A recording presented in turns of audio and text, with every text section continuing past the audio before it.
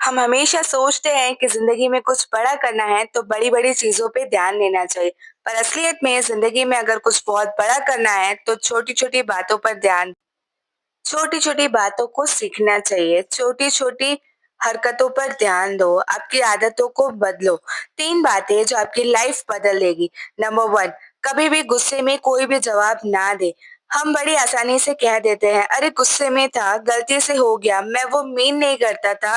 आपकी बात सामने वाले को कितनी तकलीफ दे चुकी होती है, ये हम नहीं देख पाते, बोलकर भूल जाते हैं, लेकिन सामने वाला शायद उसे ज़िंदगी भर याद रखता है। तो इसका हल क्या है? कहते हैं जब आपके पास कुछ अच्छा कहने को ना हो तो चुप रहना बेहतर है। इससे कई बार आपके रिश्ते टूटने से बच जाते हैं। तो जब भी आपको गुस्सा आए कोशिश करना कि आप खुद को शांत करें, कोई जवाब ना दें, किसी से कोई बात ना करें। उस जगह से उठकर चले जाएँ और बात तभी करें जब आपका दिमाग शांत हो जाए।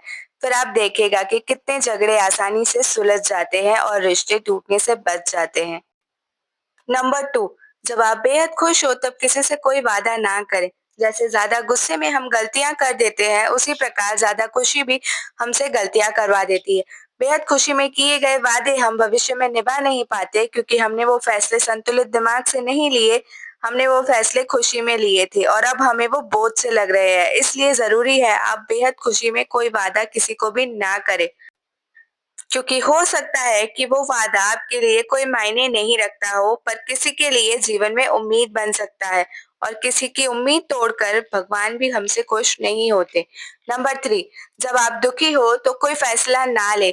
हर बात घूम के वहीं आती है, जब तक दिमाग संतुलित ना हो, कोई फैसला ना ले। जैसे ज़्यादा खुशी में लिए गए फैसले हानिकारक होते हैं, वैसे ही दुःख में लिए गए फैसले भी आपको गिल्ट में डाल सकते हैं।